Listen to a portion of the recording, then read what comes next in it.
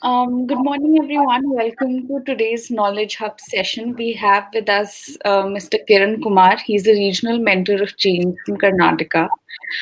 In today's session, he'll be covering 20 ideas to deepen your mentoring engagement. He's been an exemplary mentor and now a regional mentor of change. And with his mentoring engagement, he will share all the insights and experiences he has built over the past couple of years and will share with the mentors today. Just some rules. If you have any questions you would like for him to answer, you can leave them in the chat section or the question section, which I will pick up and share with him, and he will answer towards the end of the session. So I think without further ado, sir, you can get started. Yeah. Thank you, Ms. Varia. Thank you for the opportunity. Thank you, Himanshi. So it's a great pleasure for me to come online on AirMeet and share my mentoring experiences over the last 2 years with all the mentors who joined the session today. So good morning, everyone. My name is Kiran Kumar. I hail from Karnataka. I'm based in Bangalore, and I've been a mentor of change with Atal Innovation Mission from the last 2 years, almost since say February 2018. So it's been an amazing journey over the last 2 years, engaging with school children as a mentor, working with Atal Innovation Mission as well. There's an amazing team out there guiding us, helping us in Atal Innovation Mission. And it's again another great thing is working with all the mentors out there, connecting, collaborating, engaging. So it's a tremendous experience. It gives great joy to me to be part of this initiative, and it's a nation building initiative. So I'm really excited to be part of this. So I wanted to share my mentoring experiences over the last 2 years with all of you. I call it as 20 ideas to deepen your mentoring engagement. So these are basically my mentoring experiences, best practices, and ideas all put together. And I'm just sharing it with the intention that some of you might be interested in some of these ideas, and you might want to pursue it in your own schools when you mentor children. And together we can all get together and also refine these ideas, maybe add some more ideas and take it further. So I'll just start my PowerPoint slide and then we'll get started.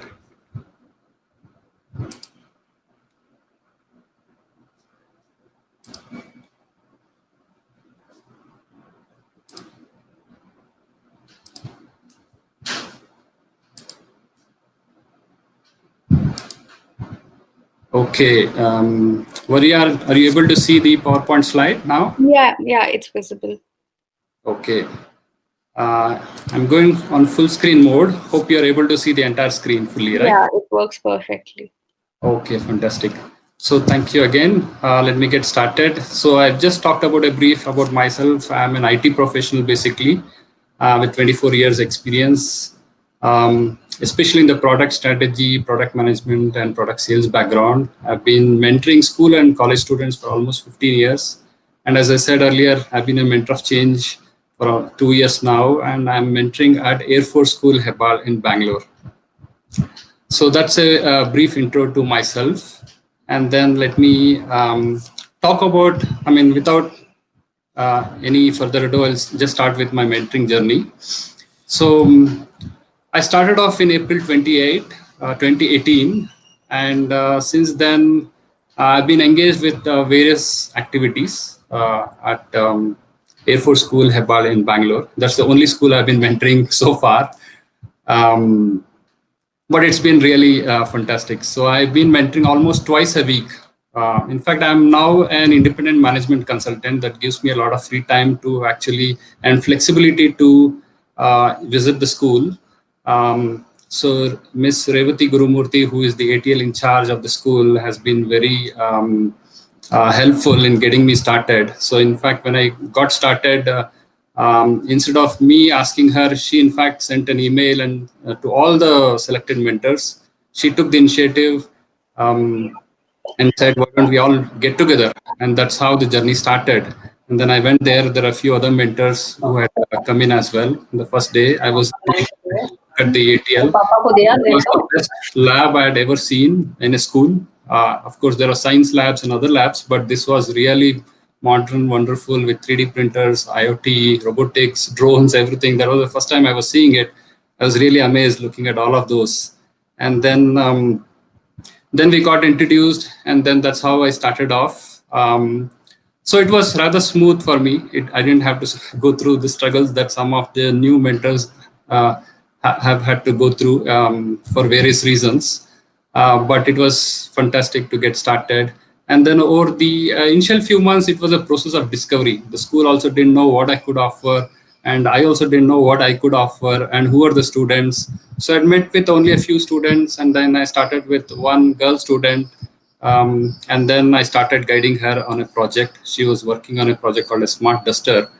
And she had just come up with some small prototype, and then I sat with her, understood what the problem was, what problem she was trying to solve, and then I guided her and then mentored her, and then she built a couple of more prototypes, and then finally it became so successful that she could exhibit in various competitions and events, and even newspapers came and published articles about her, and even a TV news channel came and talked about her innovation. So you can actually see that girl on the bottom corner, left corner. She's actually building a robot that is another of our project. Her name is Manya. She's class 9 now, but when she started off, she was in class 7, in fact. So after that, this was going on for a little while, for a few months, mentoring individual students. And then the ATL in charge and me got together and then discussed that how do we cater to many more students? There are lots of students, hundreds of students in the school. How do we cater to all of these students? Then we came up with a structured engagement. So in fact, the ATL in charge asked me, can I put a mentoring calendar for the next few months? How do I proceed? What are the things we are going to do? And then that's how I started off putting a mentoring calendar and said week by week, what are we going to do? And how are we going to engage the students?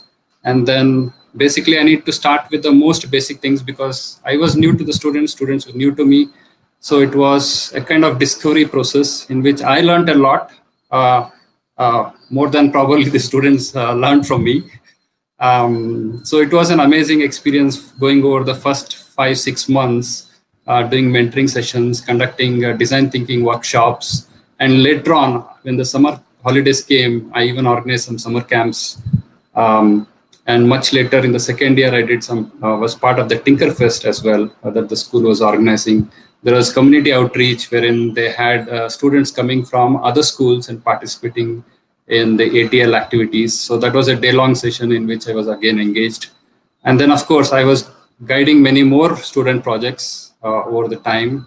And I also helped many students, guided them in whenever they wanted to go for some event or competition or some innovation event. So I used to sit with them, work with them, guide them on their projects.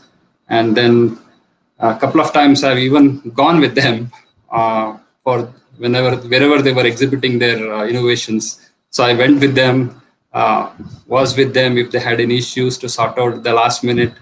So that's how my engagement has been. It has been a very high touch engagement, I would say, like being fully involved completely.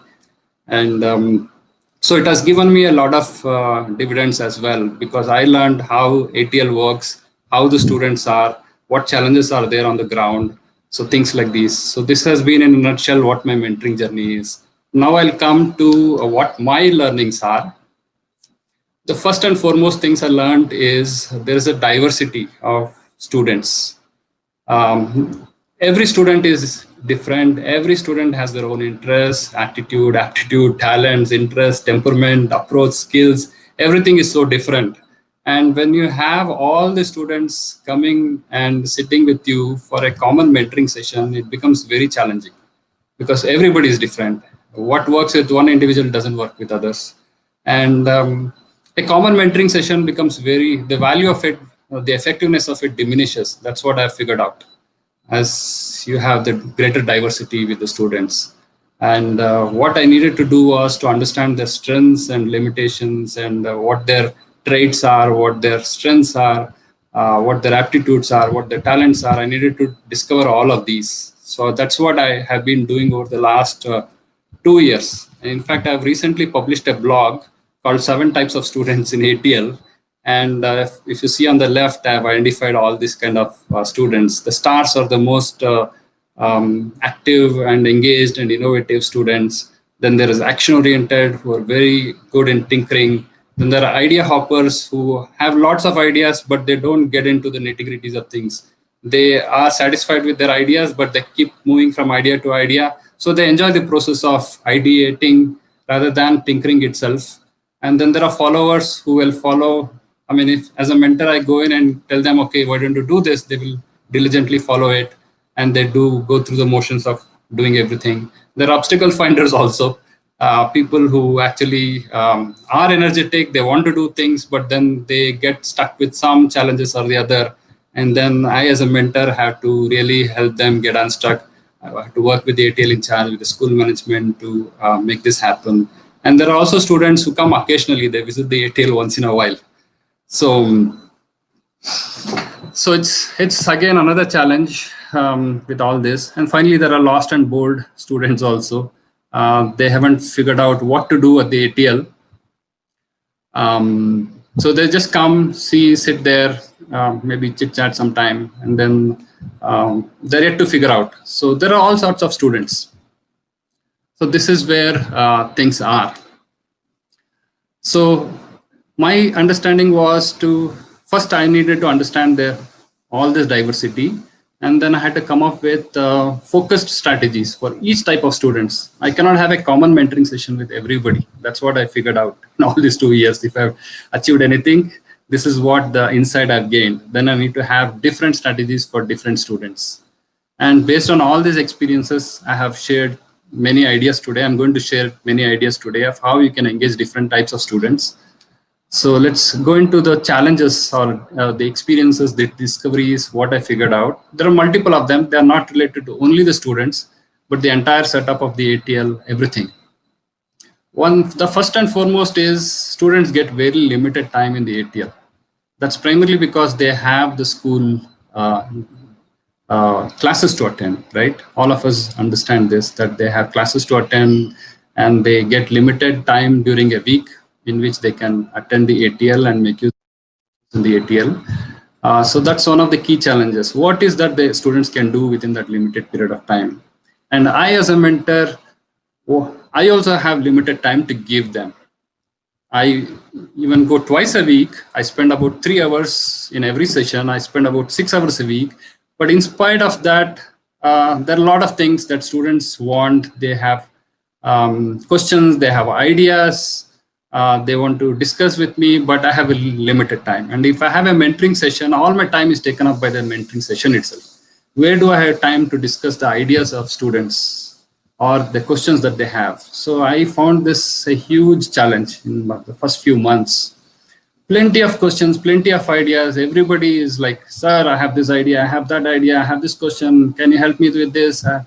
So like everybody is pulling me in all directions. I was completely lost, I should say. So I didn't know how to cater to all the students. They were so enthusiastic, they were full of ideas, energetic. They had very interesting questions. They wanted to move forward on their ideas. But here I was a mentor who was unable to help little more than a few students at a time. So that was the key challenge that I discovered. And the other challenge was accessibility of learning resources. So I used to come, mentor students, and then go away. And then I used to probably share them something about design thinking or some observation skills or some imagination skills or some prototyping, whatever. And then I used to go away. I used to bring my laptop, do the presentation, walk away. Then now the students came back and said, sir, you have done this, but now I need those presentation materials. Please share it with me. So some of them even got their pen drives and said, can you copy your presentation onto my pen drive? And I did it a few times. Then I figured out that, oh, this is again a limitation. How many students can I keep copying in pen drives and keep doing it? I need to think of a better way. So that was another challenge I faced. So another thing was knowledge was in pockets. Some senior students who had been tinkering, even before I came in, the ATL was open. So the students were active, and some senior students were really good at tinkering. They had developed certain knowledge, but all that knowledge was in pockets. I mean, it was all in their heads. It was not shared widely with everybody else. So the rest of the students had to learn through the ropes the hard way, because the knowledge was not there and they had to learn it the hard way. So this was another challenge. And then involvement of key stakeholders. When I say stakeholders, it's not just the students, but also the teachers, the parents, the mentors, the ATL in charge, everybody. Everybody has to participate in this. All the stakeholders in this ecosystem have to participate together. Otherwise, the ATL will not be successful, right? So, for example, some of the students used to come and say, no, my parents will not allow me to come to the ATL because they want me to study. So they want me to score good marks in the examinations. So if I come to the ATL, I may be wasting my time. That's what my worry is. And some of the students used to say, no, sir, I can't come to the ATL because I need to attend the classes. So my teacher says I need to be in the class. I mean, otherwise I'll miss the classes. So there are lots of these challenges, even for students to come and attend the ATL. So these are some of the things. And diversity of students, I already talked about. There are different types of students, and then handling all of them together is a key challenge. And the other challenge I figured out, or I discovered, is the accessibility to ATL resources. First of all, there are limited resources in the ATL, and that has to be shared with multiple students. And in a typical session, I used to have 25, 30 students at one go. And there are limited number of resources, limited number of laptops. And this was, again, a challenge. And then the students come, they spend about an hour or two, and then they go away. Until next week, they don't have access to any of those resources. So, and once the school closes, the ATL also closes, and then they can't do much, right? So these are all the kind of challenges. How do we cater to students who are really interested in tinkering, innovating? What can we do to make the accessibility better? That's got me thinking. And the other one was innovating in the classroom. So all the students, I mean, most of us do, even I have done it, innovating in the classroom. Basically what it means is sitting in our ivory towers in our homes or in school somewhere, and thinking about a problem which may or may not exist in the real world, and coming up with a solution, and trying to build some prototype or things like this without really understanding what the user's needs, challenges, problems, pain points are. So the students needed exposure to the outside world. Otherwise, they will, with their limited knowledge, of course, they will do. This is good. No, I mean, there's nothing wrong with it. It's a good way to get started, good way to get hands-on, good way to start tinkering. But beyond a point, they will lose interest if we don't expose them to the outside world, show them the challenges, and they can really solve those problems. That gives them the kick to even go further and innovate beyond tinkering. So that's another challenge. And showcasing talent and innovation itself. This was another issue. Of course, the school would recognize the students through some certificates and maybe some awards and things like that. But beyond that, I thought I also need to do something to get them motivated to come to the ATL regularly, so that they can make use of the ATL resources, get involved, and do more. So I needed to figure out a way to showcase their talent and innovations. And sometimes students used to call me through the ATL in charge, and they used to have some challenge in their innovation project. They needed help, but I was at home or I was in the office somewhere and they needed help. So how do I connect with them, understand that they're doing some coding problem, programming, whatever, and then I can't figure it out unless they send me the screenshot, unless they send me the piece of code or some design, whatever they're doing.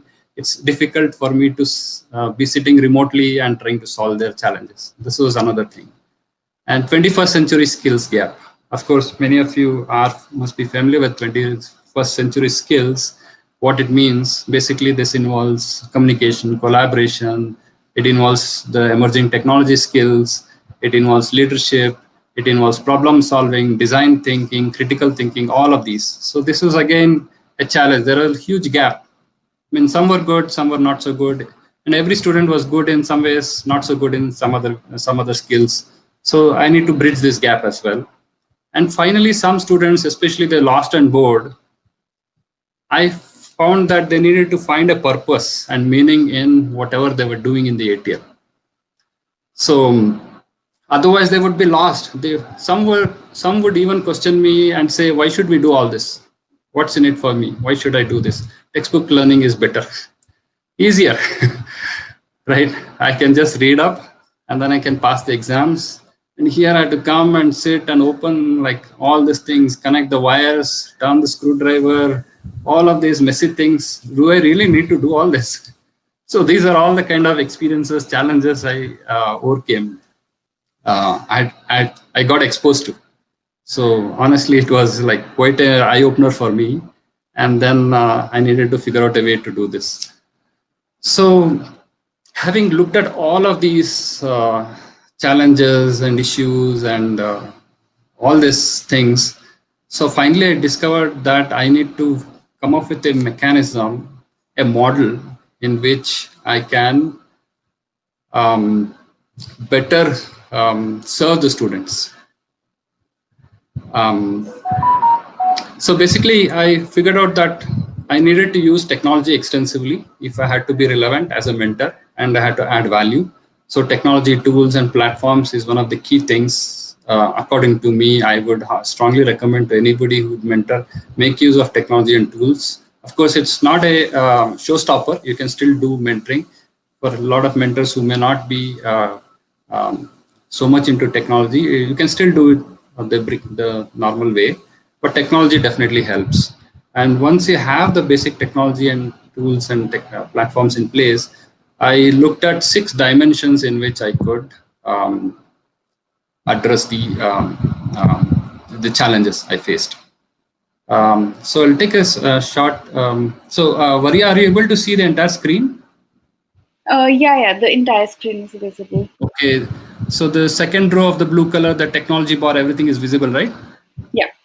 Okay, great. Yeah. So the 6 dimensions is what I'm going to focus on in the rest of this talk. So one is, how do we harness all those ideas that students have? They have lots of ideas, lots of questions and everything. How do I harness? So I come out with certain ways of doing it. And how do we engage all the stakeholders better, whether it is teachers, parents, mentors, students, or the school management? How do we engage all of them better? The second dimension I'm going to look at is, how can we make the ATL resources accessible, flexible, and convenient to access all these ATL resources? So that's the second dimension I'm looking at. And the third is the multi-dimensional learning opportunities. How can we expose the students to different ways of learning, not just sitting in the classroom and innovating within the ivory tower, so that they get exposed to the outside world as well. And how can we showcase talent and innovations of students? That's the fourth dimension. And support for tinkering, innovation and beyond. How can we support that? What else can we do is another dimension I have looked at. And ultimately, how can we build self-sustaining ATLs? So I stress on this point because, see, today we are mentors, the teachers are there, mentors are there, but all of us are dynamic. We come, we'll be there for some time, maybe some of us will move away to something else. But the ATLs have to survive, and not only survive, they have to thrive, and they have to flourish, and they have to grow and flourish. So the only way to make ATLs self-sustainable is to build all the strengths, all the skills, everything within the ATLs, make the students, the teachers, empower them so that they can drive the initiative on their own and grow and make it bigger. So that's the 6th dimension I'm looking at. And if you can do all of these and just inspire, motivate, guide, support, and mentor the students, then tinkering or innovations or entrepreneurial skills, all these things will automatically come out. That's my take on this. That's my experience as well.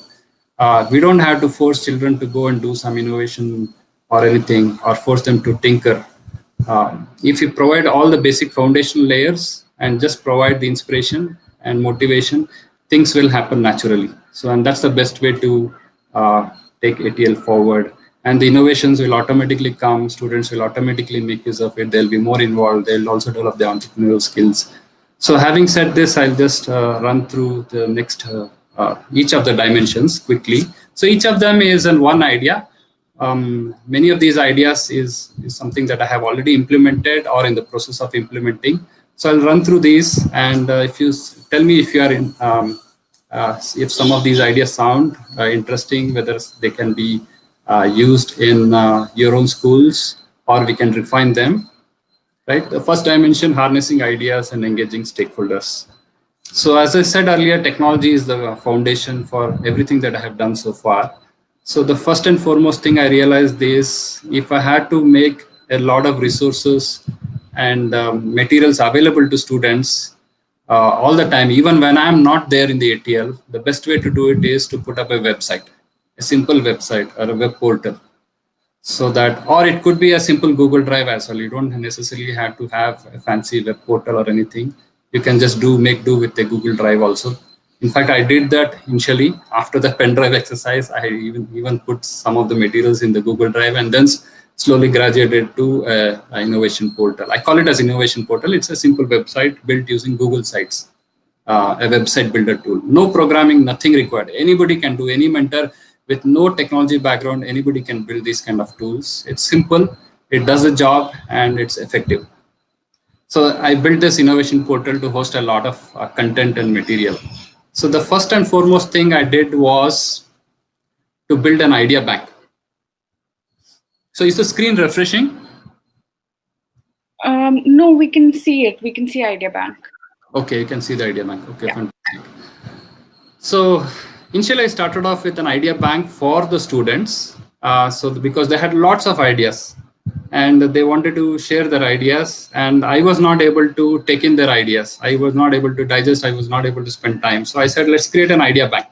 It could be as simple as a box in which people write some ideas on sheets of paper and then they drop it into the box, or it could be put on the wall with a post-it note, or it could be like, as I have done, it's a Google form in which students submit their ideas. That's how we got it started.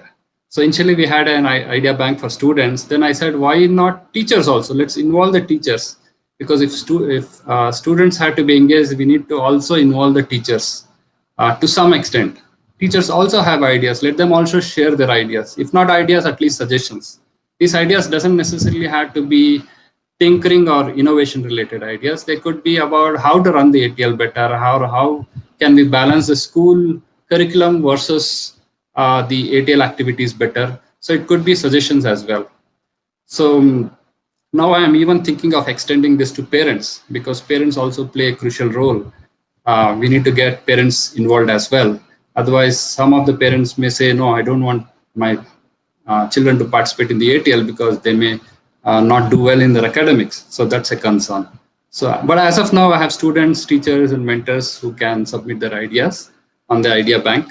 And we have lots of hundreds of ideas today on the idea bank.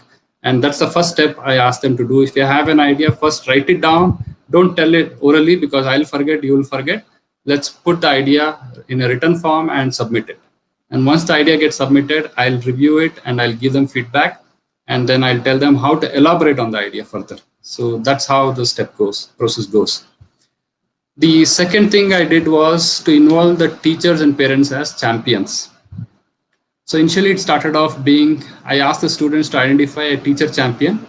If somebody is going to champion their cause, basically a champion is not a mentor. A champion is somebody who can motivate them, inspire them. That's pretty much what they had to do. They don't have to really mentor or guide them in technicalities or how to tinker, how to innovate, none of those. They have to be there for the students, support them, be supportive of them. So just encourage them.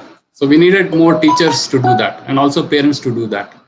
So there are some teachers who have come on board and they have been championing the cause of students, their ideas, they have been inspiring them. So it's been working out pretty well. I would like to see more teachers coming on board and inspiring students. So, but this is still a work in progress. So, but it's been a good step forward for me to involve the teachers and parents as well so far. So the second dimension, it's about flexible and convenient access to ATL resources. So here I'll look at how students can access the ATL resources. So the first thing I did was you need to create a knowledge base of all the learning resources. For example, if I did a session on design thinking and I use some PowerPoint slides, so instead of just taking it away, I started putting them on this website so that students can access it anytime they want. Now it became so popular that students started accessing it even from homes. So they were no more limited by the physical confines of the ATL. So, of course, when they were in the ATL, if they needed some reference material on design thinking, they would go there and view my PowerPoint slide. And even when at home, they could do it because I had given them access. Of course, this whole website is password protected, and every student has a password given by the school. They have a Google email ID and a password as well. And I have password protected it for the sake of child safety and privacy. Otherwise, if you throw it open, anybody can access, they can play havoc. So I didn't want that to happen. So I've password protected it. And every child is given a password. I mean, they have their Google password and they can just log in to this website with their Google user ID and password. And they have all this, I've put in a lot of inspirational videos, blogs, articles, lots of DIY projects to try, whether it is in creativity, whether it is in innovation, whether it is in technology-oriented stuff, lots of projects, Arduino projects, Raspberry Pi projects, IoT projects, artificial intelligence projects, so drone projects, robotics projects, lots of projects. I have handpicked projects like these and I've put it there so that students can go and try it out. It has all the step-by-step instructions of how to do it. And if they get stuck, I'm always there to help them. And tools are very much required. They need to know which tool to use for what and things like that. So these are not necessarily just simple tools like screwdrivers and cutting pliers. They could be even software tools. And then the other thing is lesson plan and a lot of learning materials in different areas in emerging technologies, IoT, artificial intelligence, blockchain, whatever they need to get exposed to. Quick reference, like for example, if they want to figure out what is the color code for an electronic resistor, what is the color code for 330 ohm resistor? So they need quick reference. They need pinout diagrams for microcontrollers and microprocessors. All of these are readily available.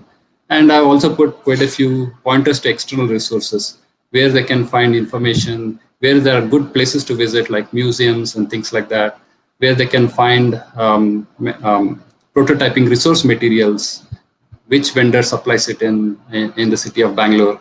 So everything is like put together as in the form of a knowledge base. So everything is in place.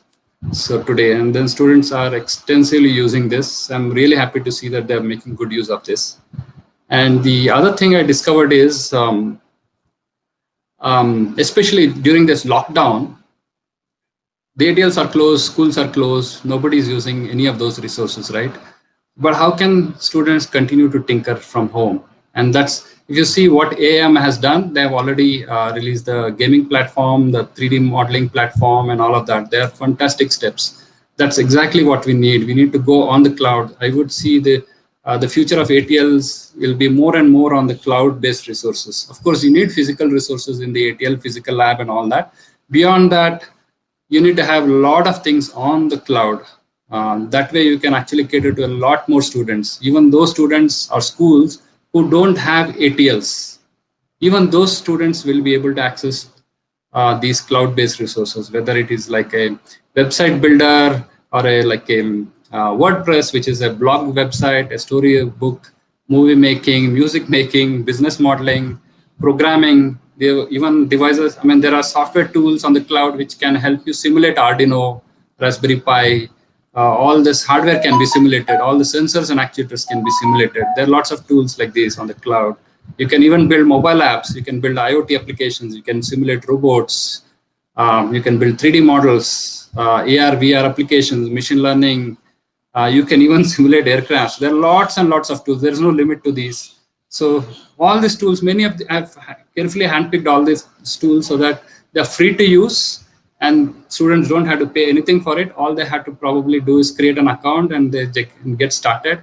And all the tutorials, how to use it, is also available. And most of these tools are quite simple to use, except for one or two which may require programming kind of tools will require you to go through the tutorials or watch some videos. Most of it is like so intuitive, simple drag and drop, and you should be able to, students should be able to tinker from home as well.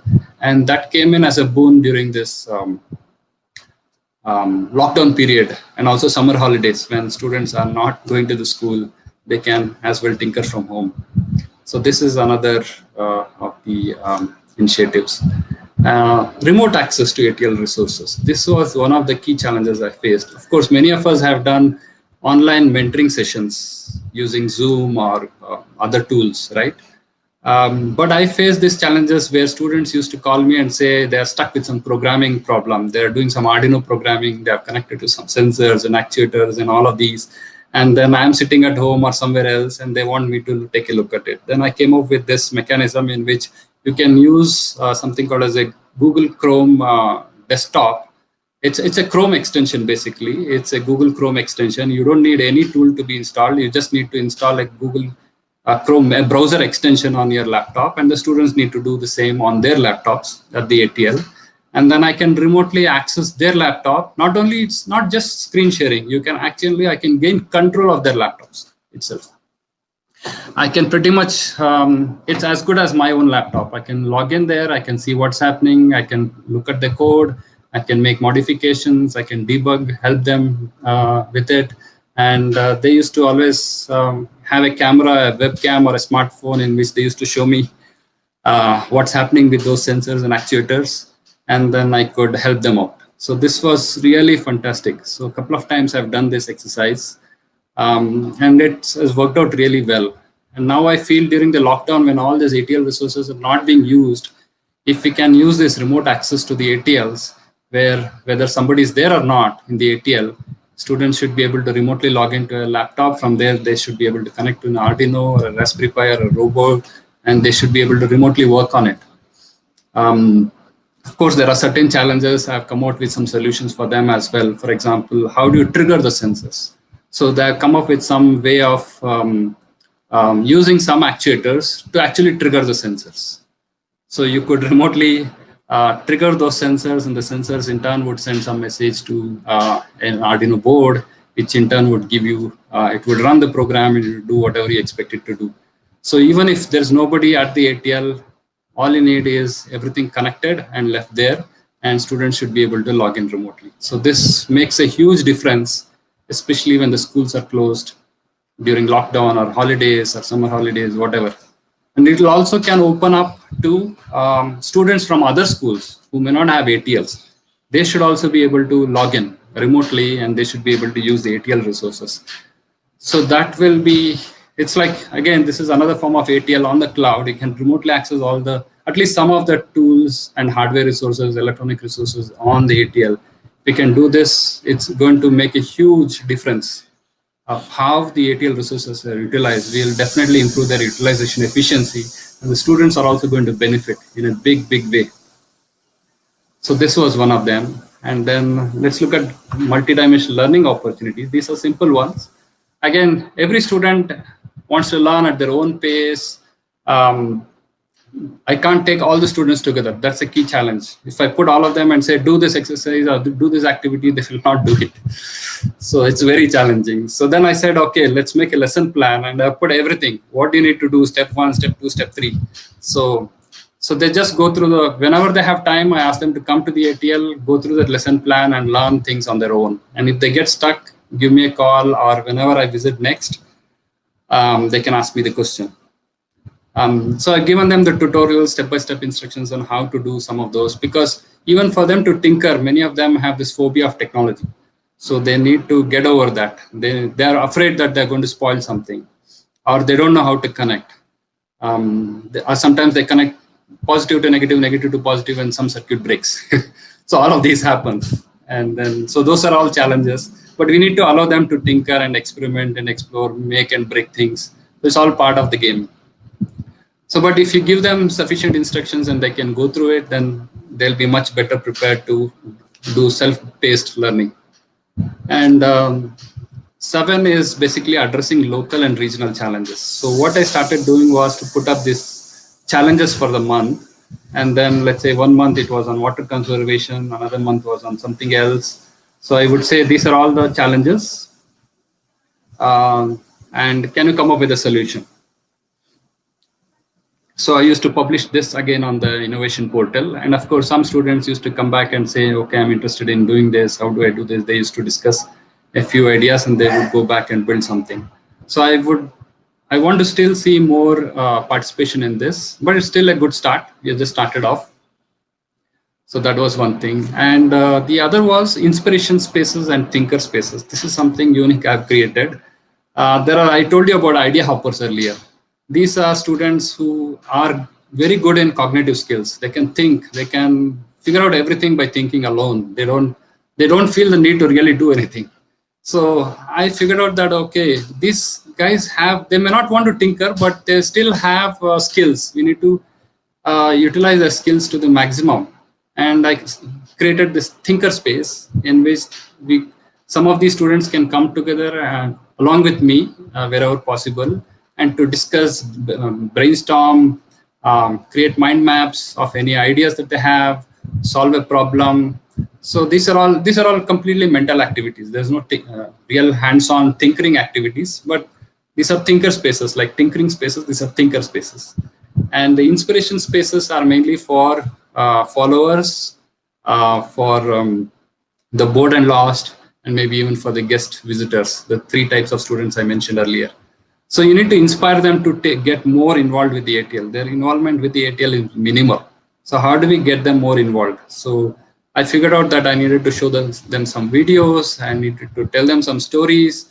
I even asked them to come up with stories using imagination and all that. Live demonstrations I've done a couple of times. And expert talks is something that I'm planning to do in the coming academic year, getting other people to talk rather than maybe they're bored of my face seeing all the time. So how do we engage other students as well, other mentors or somebody else who are good in their subjects? So this is another area I've been working on.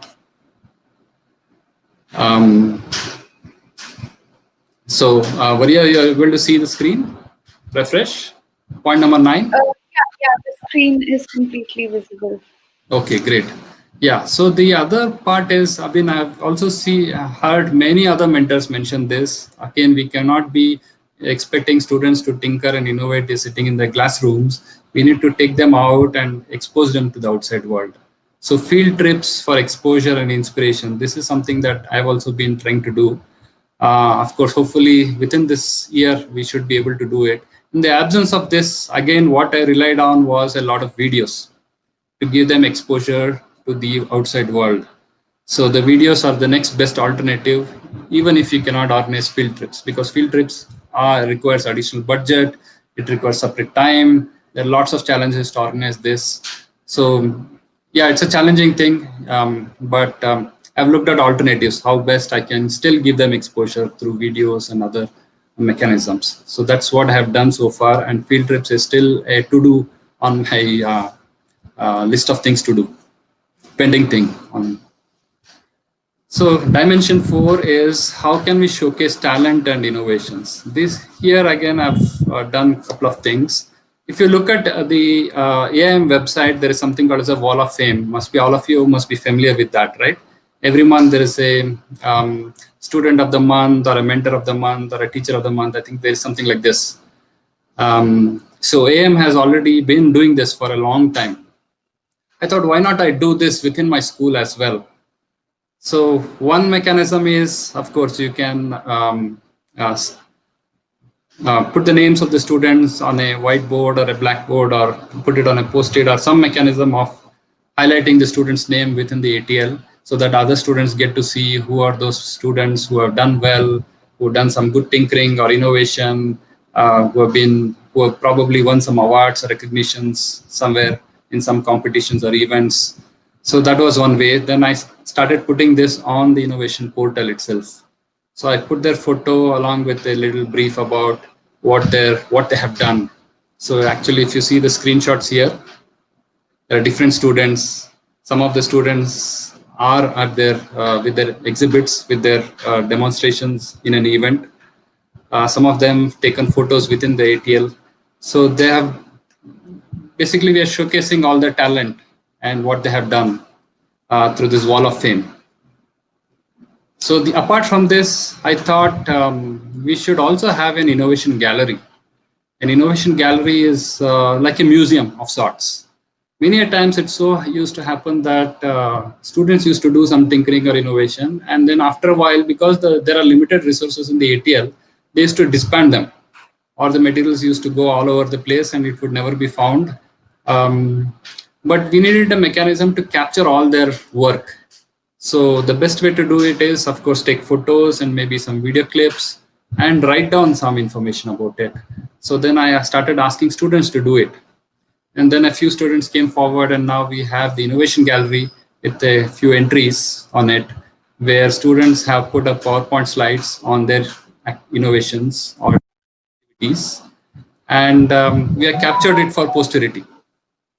Basically, everything, it's like an online museum, photos, videos, with all the details of their work. So that's one thing we have done, an innovation gallery.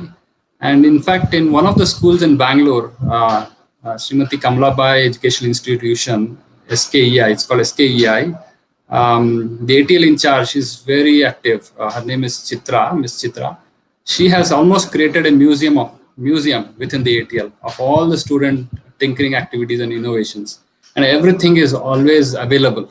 You can just walk into the ATL and then switch on a few switches, and then everything comes alive and start doing whatever they're supposed to be doing. It's amazing. If you get a chance, I think you should visit this school. It's near Queen Circle, near Indian Express in Bangalore. It's an amazing museum that she has created. I don't know whether she's on this call, this online call today, but she has done an amazing work. So this was one thing, and news bulletin was another interesting thing that we did. So every now and then, students go there, attend some events or competitions, they win some prizes. So we used to take their photos, or some students' article appeared in a newspaper or on a TV show. There was a video clip of the TV show. So I started putting all of these on the website again, so that all other students can take a look at it and they get inspired. And they say, okay, I also want to be like this. I also want to be featured on the news bulletin. So that created a lot of momentum. It was really fantastic to see all this happening. And lastly, I also figured out that students have talents in other areas. They may not align with the ATL's vision or the STEM education per se. These are all, I would say, the guest visitors. The guest visitor students are basically who have interest in something else. They have interest in some maybe painting, drawing, sketching, dance or music or whatever, or literature, whatever. So these kind of students are not adequately represented in the ATLs. How do we engage them? That got me thinking. And then again, I thought, okay, let's create a showcase of all the talents, even if they don't align with the ATL. So I created a student pages on the innovation portal today, where I have collected information or photos, videos, blogs written by students. All of these are showcased on the innovation portal. Everything is visible. So other students can read it, they can get inspired, they want to showcase something. So seeing one student, another student says, I also want to share my photos and my blogs and my articles. And I say, okay, come over, let's all put it there. It's amazing to have everybody's talent showcased. So this is taking it beyond the core focus of ATLs. And one of the interesting things that we are doing now, in fact, is I would say, if you want to reward a student for whatever achievement he has done in the ATL, don't give them cash, don't give them just certificate, give them something like a tinkering kits, or what I would even say as lab in the box. This is something that our ATL has been doing. Ms. Revati Gurumurthy, who is the ATL in charge, and we have discussed this. And then recently we had a hackathon event in which there are 6 teams which won, the 3 winners and 3 runner-ups. And we have decided that we will give them something called as a lab in a box. A lab in a box is a unique concept. I'm going to talk about it in the next couple of slides, which will get the students to actually start tinkering at home or innovating from home, so that they can bring back all this learning back to the ATL and they become good innovators. That's the whole idea. If you just give them some memento or some cup or some cash or certificate, it's not going to go too far. But if you give them something to tinker, it's going to just open up the floodgates. It's going to take them far. So that's my suggestion if you would like to take it further. And dimension 5 is about support for tinkering, innovation, and beyond. How can we do this? So what I have been at least trying to do is to get or encourage students to build on top of each other's work.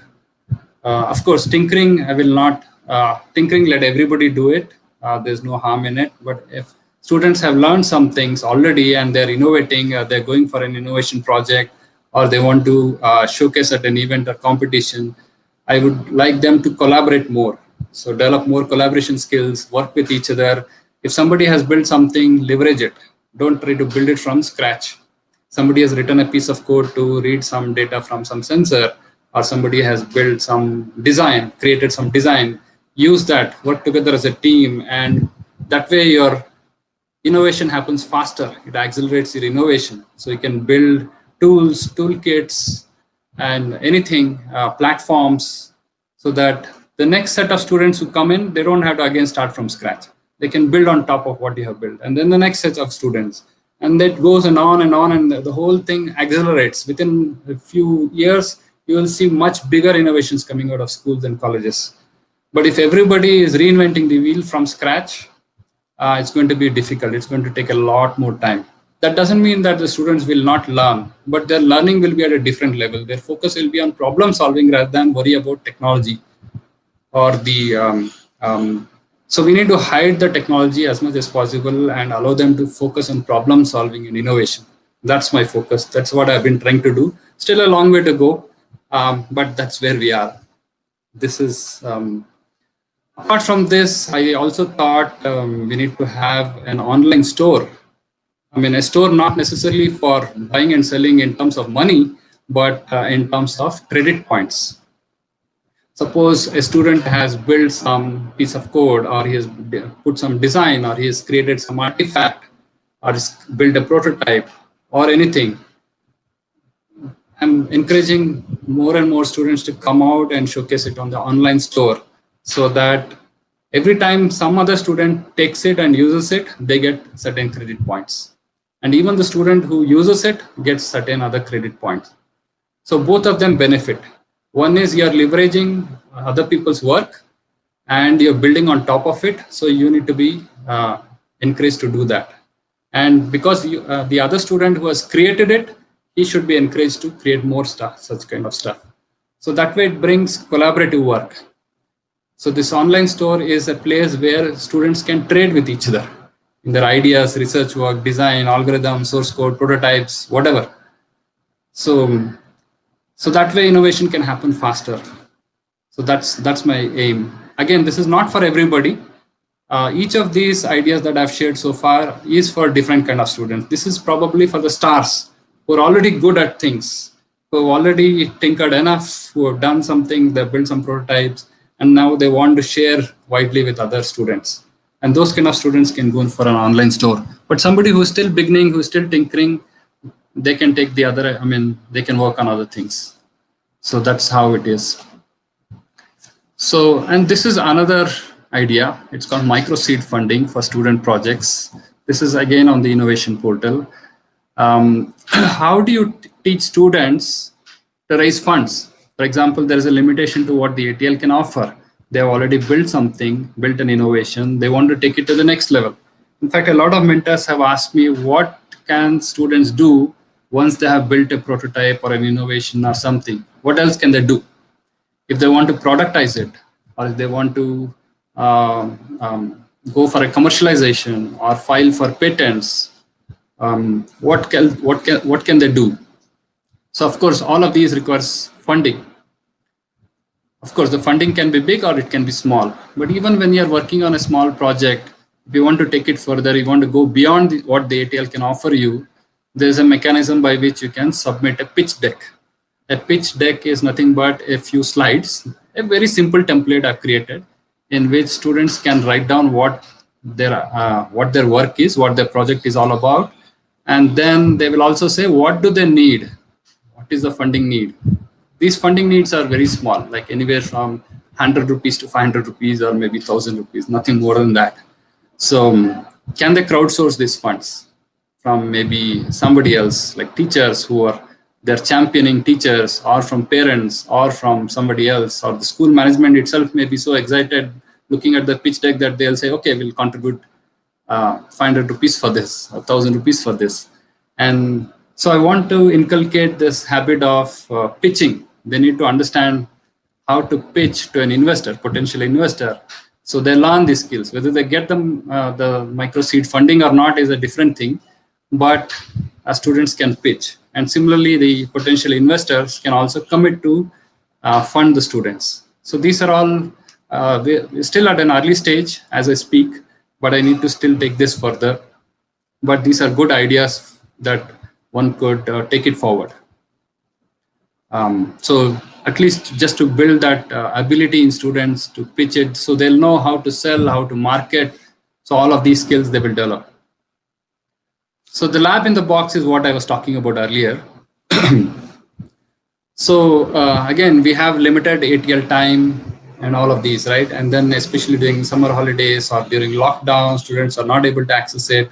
So I got a couple of students, ATL students I'm in contact with, especially during this lockdown. I encourage them to actually build this lab in a box, or build your own lab, basically. So this build your own lab or lab in a box is basically a big cardboard box made up of 7 boxes within it.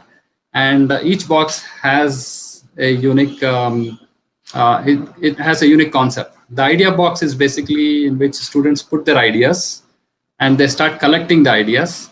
And the toolbox has some simple instruments at home that they have, maybe a screwdriver, a scissor, a cutting plier, or a hammer, or whatever, simple tools. Resource box is something, again, they can start collecting it over a period of time. It could be some wheels or plastic caps or plastic bottles or whatever they can find at home or they can afford to buy. Knowledge box is basically all the things that they have acquired through text, either books or some other means, online resources. There's also a money box in which they can actually put in their savings or pocket money that they have received from their parents or whatever that can go into the money box. There's also a project box in which they can actually put in some of the resources that they have used in building projects. There's also finally something called as a mystery box. The mystery box helps them understand their passion, their strengths, their limitations, their interests, and ultimately helps them discover more about themselves, and also helps them discover what impact they have created on other people. This was the missing piece. If you do just tinkering just for the heck of doing it, many students don't get it. Why should I do this? Why should I do that? What is the use for building a robot? But if I tell them that this will help you discover more about yourself, that makes a significant impact on some students. So they need to find a purpose and meaning through all this tinkering, innovation activities. Then they get motivated. Then they come back to the ATL with a lot of enthusiasm, and then they'll start sharing their ideas and they'll start building things. So this was the missing piece that I started filling up based on my experience. And it also teaches them certain skills. For example, it teaches them how to manage money. So I have a simple sheet within that, which has an income and expense sheet within the money box. Every time they receive some money, they put in the income column, and every time they take out money for buying some resources or tools, they add it in the expense column. So that way they learn how to manage money.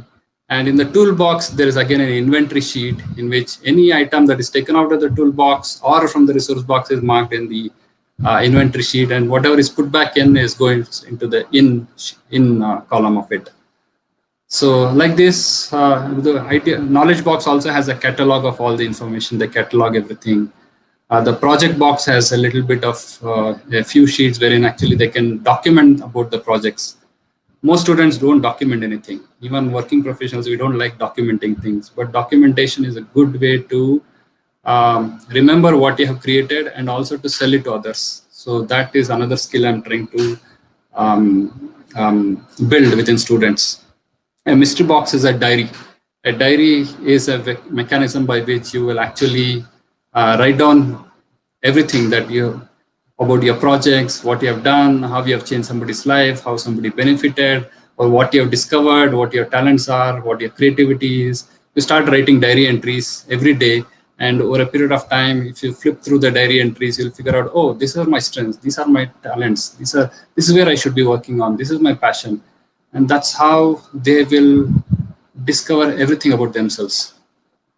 So this is what it's all about. And finally, this is the last section. How do we build the self-sustaining ATLs? So this is another thing I've been trying to do. Get some of the students who have been good in tinkering and innovation, get them to become mentors. So quite a few, almost 7 or 8 students have actually signed up as of today to become mentors to other students.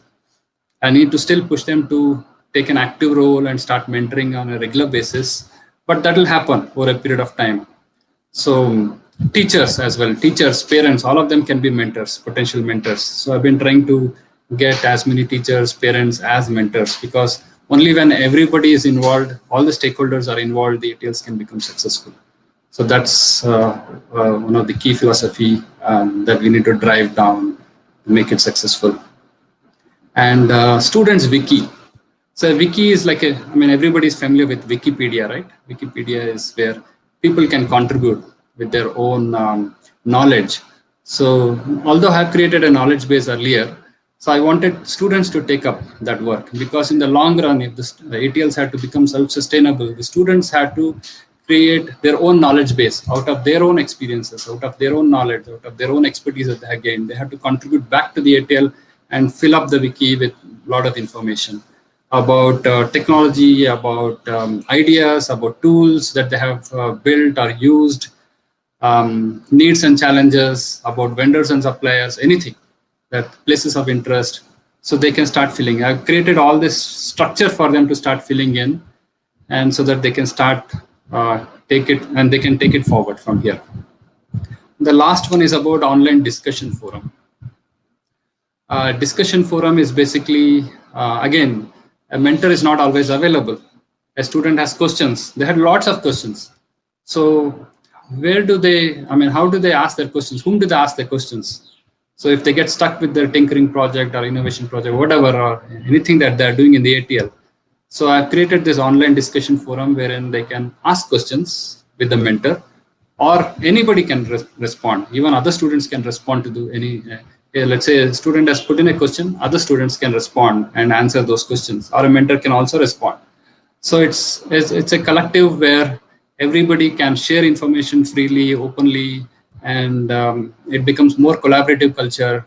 So it's, in a way, I'm trying to change the culture, bring in a culture of collaboration and innovation into the ATLs more and more, so that students can benefit immensely. So these are the 20 ideas that I had. And how do we build a vibrant mentoring community? I have just about 2 slides. So I've also created something called as a regional mentors portal. This is today it's mainly used for by all the mentors in Karnataka. Again, like the students innovation portal, this also has lots of information which is useful for mentors who are starting off, like a starter kit, a frequently asked questions, a journey roadmap. How do you take your mentoring journey forward? What are the things that you can do? How can you share your best practices, your perspectives? We also have a mentors database in which mentors can share their contact details, their areas of expertise, and so that other mentors can know which mentors have what expertise, so that they can talk to them, contact them if they have a need. We also created a mentoring circles in which, in a big city like Bangalore, not all the mentors can come together and have a mentor meetup. But if mentors in nearby geographical vicinity, they can get together, they can form their own circles, they can start communicating, collaborating, and they start building up their own projects or whatever. They can start contributing on their own. So that's the purpose of mentoring circles. There's also a knowledge base for mentors. There's a mentors wiki where mentors can also contribute. We have a discussion forum. Of course, a lot of these things have to see a lot more usage. They're still in a nascent stage, I would say. There are also mentoring resource materials similar to the learning resources for students. I've also created mentoring resource materials, blogs, and details of all the meetups we have had so far. So all these are available. So I've given the links at the bottom. So that's pretty much, so this is the mentoring journey map, roadmap, how you can start. So there's a series of steps. It's all available on the regional mentors portal. You can go take a look at it. So how can you make an impact as a mentor? So I've created this little flow chart of how we can go through the phases and share and contribute and make an impact with your students as well as also with your fellow mentors. So that's pretty much what I had for today. I think I've exceeded the time by about 5-6 minutes. So if there are any questions, I can take them now. Mm, Hello, sir. Thank you so much for a really amazing presentation. Some of the questions that I saw primarily were for new mentors who were keen to know about how they can continue with mentoring right now since they haven't been able to get in touch. And something I thought would be a great solution for that is just to work with their regional mentors of change for their respective states and create online resources and content for their and I mean, I think you can also add more on that because you have built online resources for student learning. So, yeah. Sure. So yeah, there are a lot of mentors who are facing issues currently because of the lockdown. The schools are also closed. They have challenges in reaching out to the ATL in charge or the school authorities. So I would say don't get demotivated. This is, I mean, schools are going to open sooner or later. Yeah. Right, the ATLs in charges are going, I mean, you can reach out to them. Of course, if you can't reach out, then you can always reach out to us, the RMOCs in every state, and also to the AIM team.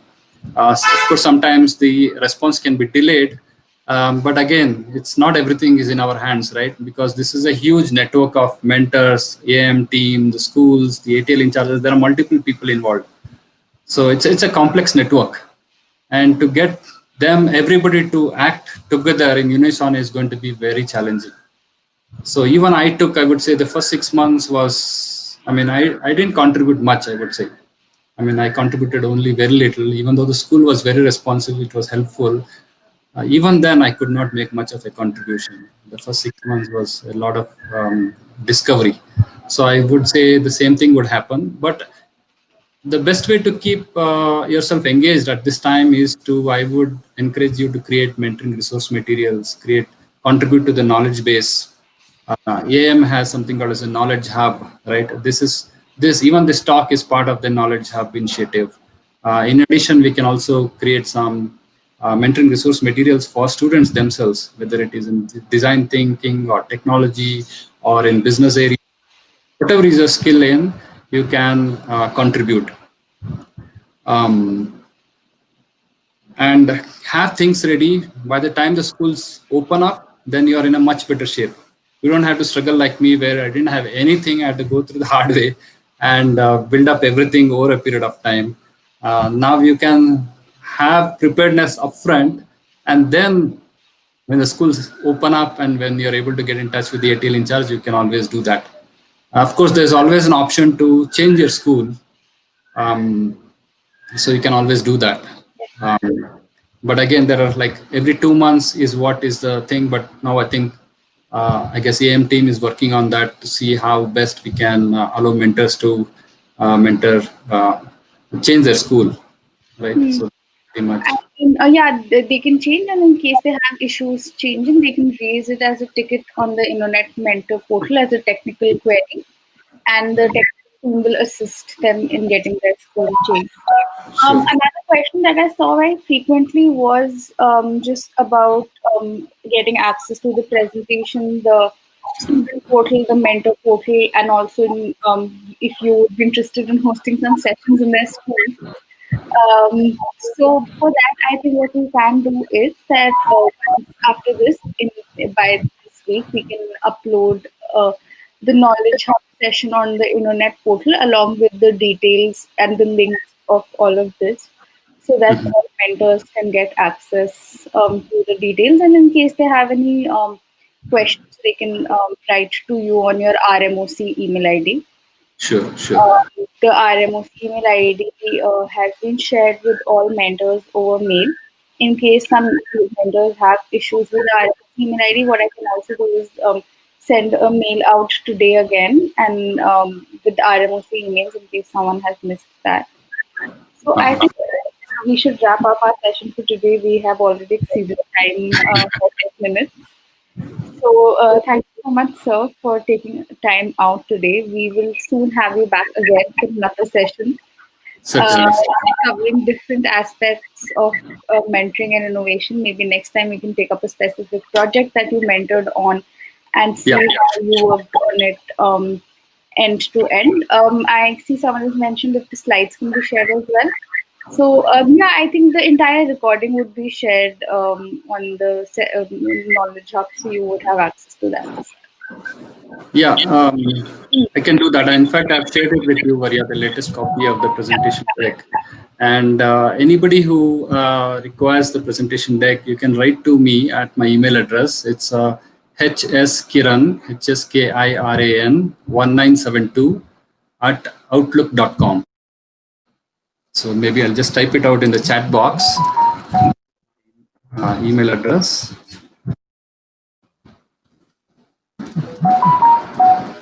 Outlook.com. Yeah, this is my email address. I'll just type it in the chat box. So you can just write to me and I'll share my all this 20 ideas. In fact, there are more. Because of paucity of time, I just stuck to only a few of the ideas that would be beneficial to If everybody. you want, you can add some of the other ideas and send it on a write-up, so we can add it as a part of the Knowledge Hub along with the video recording for the session. Certainly, I can do that. Yeah, and I'm more than happy to share your ideas. If you can share your ideas as well, all the mentors, and together we can build. It's no one person's active. It's not possible to make this whole ATL initiative successful with only one person. Everybody has their own ideas. They have been implementing. It's just that today I got an opportunity, thanks to AM team. I could share my what I have been doing in the last 2 years. I'm sure a lot more mentors will have very different ideas, very different way of engaging mentors. So it would be great to hear from everyone. Yes, definitely.